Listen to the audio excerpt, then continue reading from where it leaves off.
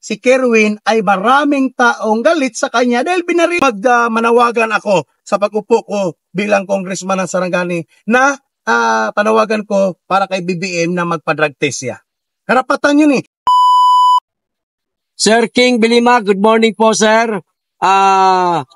May tatanong lang kami tungkol po sa impeachment na niluluto na po ngayon sa Senado. Ano po ang magiging reaction niyo po dito? Magandang umaga sa inyong lahat, lalo na sa ating mga kababayan dito sa probinsya ng Sarangani at sa lahat ng mga kababayan natin sa buong Pilipinas, lalo na mga OFW. Ito yung updates galing dito sa Sarangani dahil tumatakbo nga tayong congressman dito under sa PDP laban reforma. Ang update ko lang is kailangan tayong magkaisa talaga ngayon talaga sa eleksyon dahil kung hindi tayo susunod sa instruction ni Tatay Digong na dapat iboto ang lahat ng Duterte na 10 senator na nasa likod ni Tatay Digong ay mahirapan talaga and 100% si Inday Sara ay ma-impeach talaga dahil normal na napasa na yung impeachment na galing sa lower house, sa Congress, then ang next niyan is sa Senate. So ngayon mga kababayan ko, again nire-remind ko na talagang suportahan natin ang both street tayo, PDP laban senatorial slate mula kay Senator Bongo, Senator Bato de la Rosa, Vic Rodriguez, Pastor Kibuloy, Philip Salvador, JV Hinlo, Dr. Mata, Jamie Bondok, and Lambino, and yung isa, Pastor Kibuloy. Attorney Vic Rodriguez and Pastor Kibuloy.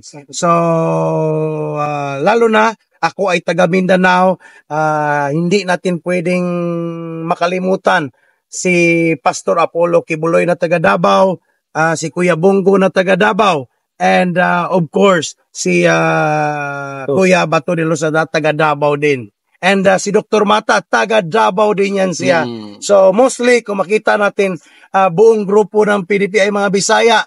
So united tayo ngayong mga Bisaya to support the senatorial slate of Tatay Digong. And of course, please help us dito sa Sarangani na manalo akong congressman dahil ako ang magiging boses ni Inday Sara sa Kongreso. Ako ang magiging boses ni Tatay Digong sa Kongreso. Dahil alam nyo, hindi ako pwedeng mabayaran na, for example, manalo ako tapos bayaran nila ako na maging kapartido ako ng kabila. Hindi pwede. Dahil ang laban ko na ito, hindi ito politika lang, kundi ang Duterte ay pamilya ko. Lalo na sila ang rason bakit merong King Bilimak sa Sarangani Province na tumatayo dahil si Ninong Rudy, siya ang nagpaaral sa akin noong namatay ang mama at saka papa ko ng college ako. So, para sa akin, kailangan nating this time maging boses tayo ng bayan, maging boses tayo para sa reforma ng Sarangani dahil tayo ay tatak Duterte. Duterte! Duterte! Sir, follow-up question lang po sir sa impeachment pa rin. Kung sakasakali ba na umusad na po itong impeachment kay Vice President Sara, kayo po ba'y handang pumunta o dumalo sa Senado para magbigay po ng suporta sa ating pangalawang Pangulo? Yes, as always. Alam nyo naman na November, December pa tayo ay tumatayo na tayo sa EDSA for no impeachment. Alam nyo ang fight natin, this is no to impeachment, protect BP Inday Sara movement. And ako, alam ko, manalo ako ng July 1, uupo tayo, tatayo talaga ako sa Kongreso, mag-privilege speech ako para sa boses ng Sarangan, para kay Inday Sara. Alam natin, mga kababayan sa Sarangani, na ngayon, ang umuupong congressman ng Sarangani Province ay pumirma ng impeachment. Pero inikot ko ang buong Sarangani sa loob ng 15 days, more than half na ng mga barangay ang naikot ko. Pero walang barangay na gustong i-impeach si Inday Sara. So ibig sabihin, ang pagpirma ni Steve Solon ay hindi boses ng Sarangani, kundi boses ng sarili niyang gusto. And interest niya yan dahil normal, open naman sa lahat na nakatanggap siya ng 150 million. Pero tinanong ko ang buong Sarangan, mga kapatid, wala silang natanggap ni piso na pera galing sa 150 million na impeachment ni Inday Sara. Saan ngayon ang pera na yon na para sa bayan?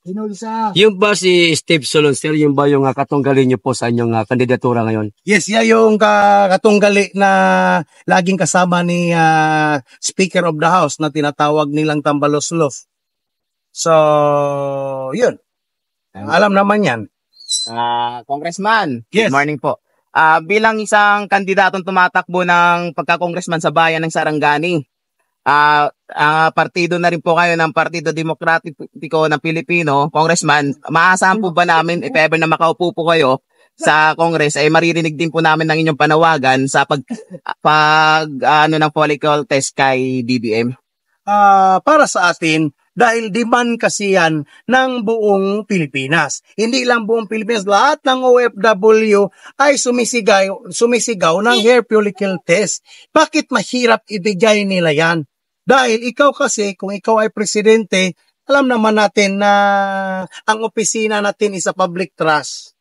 Ang opisina natin ang pumili sa atin ang taong bayan. Hindi naman siya ang boss ng Pilipinas, ang taong bayan eh. Sumisigaw ngayon ng drug test sa kanya, ba't hindi niya kayang gawin yun? Ako, again, kung manalo ako, number 1, i-fight ko si BP Inday Sara sa Kongreso, tatayo ako at manawagan ako sa pag-upo ko bilang congressman ng Sarangani na panawagan ko para kay BBM na magpa-drug test siya.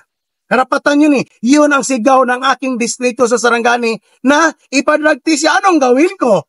So, isisigaw ko yan siya sa Kongreso na kailangan siyang ipa-drug test. At sana, sir, maliban po sa hair follicle test kay Mr. President, sana lahat din ng mga nakaupong politiko ngayon sa Kamara, sana ipanawagan niyo rin po yan. Maganda dyan, kahit natapos ng eleksyon, tulad sa akin, mananalo na akong congressman, dapat lahat random talaga mag-drug test. Sino yung positive? Out na pagka-congressman. Pwede yun. Lahat ng senator, pag nanalo ka, pag nag-positive ka, dahil sa eleksyon kasi ayaw nating matulog dahil nagtatrabaho nga sabi ni Chief PNP. So, baka lahat ng mga politician ngayon na kalaban ni Duterte ay magdudruga, hindi natin alam. So, dapat i-test talaga sila ngayon ng drug test pagkatapos ng eleksyon. Dahil ayaw nilang matulog Dahil sa Bisaya pa, gusto nilang magsigig kamang-kamang sa mga kabalayan. Inang ginagawa mga sarangan. Ngayong May 11, lahat ng mga aso nila ay kailangan hindi nila ikadina dahil ipahabol ko yung mga ngamang dito. May mga aswang dyan sa Manila o saan mga Tagalog. Dito sa amin sa Mindanao, mga mangay ang tawag na mga mang sup-sup og boto. So, yes, ito po ang inyong banglingkod ay laging sumusuporta sa iyo, sa inyo. Kung sakaling maano po kayo bilang congressman, kasi marami po nakikita natin mga kababayan natin na sobrang mahal na mahal nila yung former president natin, si Tatay Digong. Ano naman po ang maitutulong ninyo sa ating mga kababayan para mas lalong mapadali yung pag-uwi ni Tatay Digong? Normal, yan ang pangatlo kong gagawin. Tatayo ako sa Kongreso, i-promise ko yan sa inyo, taga Sarangani Province, na manawagan ako mismo sa Kongreso na gagawa, mag-convene ang lahat ng mga congressman na nasa kay Tatay Digong dahil matatalo man yan ang lahat ng 200 plus na pumirma kay Inday Sara. Yung mga bagong halal, kami ang magsama-sama, kami ang bagong Duterte Black ng Kongreso na magsalita manindigan na papauwiin na si Tatay Digong. Kung kailangan, ang lahat ng mga mananalo na bago ngayon, pupunta kami ng daig. Isang eroplano, gawin namin yan. Ipakita namin sa daig that the House of the Representative ay ibang kulay na ngayon. Yun ang boses ng bayan. Gusto namin reformahin ang Kongreso through sa mga mananalo ngayon na Matatak Duterte at mga taga-PDP laban reforma, partido reforma. Sana lang, sir. Ito na rin, sir. Yung issue po na nangyari kay Kervin Espinosa po. Sabi-sabi kasi sa mga ibang social media na parang hihinalaan po ang Duterte yung nangyari sa kanya. Ano po ang reaksyon niyo po doon? Ang reaksyon ko dyan, bakit pa ngayon siya barilin? Noon pa sana siya doon pa sana siya pinatay. Kung totoong mamamatay tao ang ninong ko, pinatay na siya sa kulungan. Pero hindi yan totoo. Ibig sabihin, si Kerwin ay maraming taong galit sa kanya siya And sampal yan sa gobyerno ngayon, bakit hindi nyo nahuli? Kayo ang may hawak ng mga polis, kayo ang may hawak ng intel, kayo ang hawak ng military. Bakit hindi nyo nahuli at pinasalita nyo yung taong hitman? Kung sino, si Duterte ba talaga ang nagpapatay sa kanya?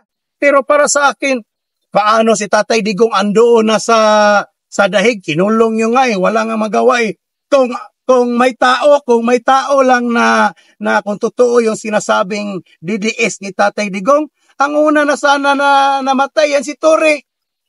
Dahil lahat ng tao din sa Mindanao galit na piraso ng karne, pero hindi nga yan totoo.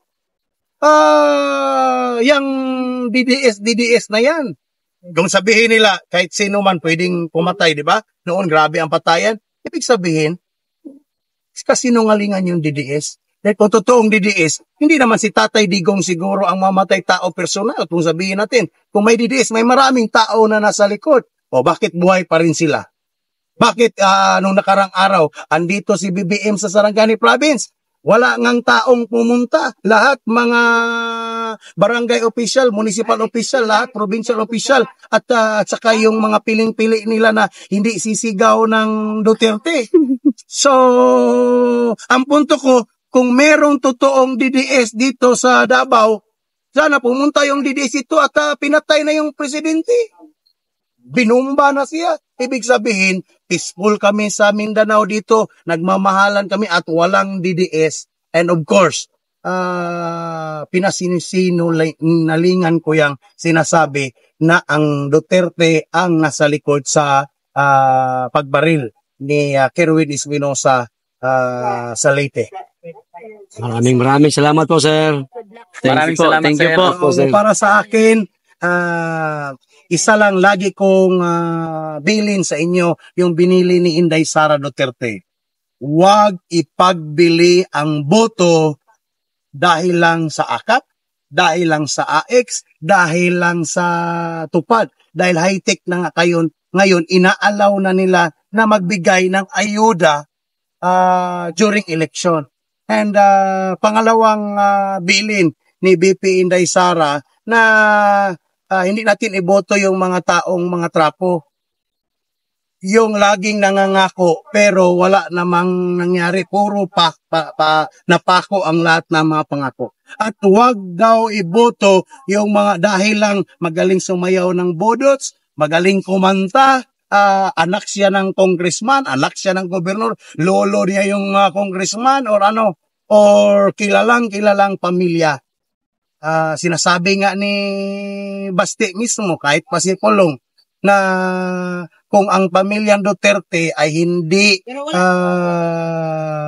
kahit pa apelidong Duterte na tumakbo pero wala namang ginawa, walang ginawang pagtulong sa bayan, ba't may boto? So, hindi dahil sa apelido, kundi sa serbisyo. So, yun ang bilin ko, lalo na sa mga taga-Sarangani, gumising ng maaga at i-deliver mo ang boto mo sa presinto. Lalo na yung mga matatanda, dahil pag maraming tao, hindi ka nabuboto. Laging huwag kayong maniwala na huwag ka nang magboto na itay, panalo na ang Tatak Duterte, panalo ng PDP dahil yun ang mga style nila. Pag umuwi ka, yun ang simula ng ating pagkatalo. Kailangan nating iboto ang lahat ng mga senador na nasa likod ni Tatay Digong to protect BP Inday Sara sa impeachment and preparasyon natin yan para sa 2028 presidential election. Dahil alam natin sa puso ng buong Pilipino, si Inday Sara ang susunod na presidente. Maraming salamat, sir. Salamat po. Asahan po namin kayo, sir. So mula dito sa Sarangani Province, God bless you and to God be the glory sa ating buhay. Mabuhay, Pilipinas, Tatak Duterte, reforma ang kailangan sa Sarangani at sa Kongreso. Salamat po. Thank you, Duterte. Duterte! Duterte! Duterte, ano.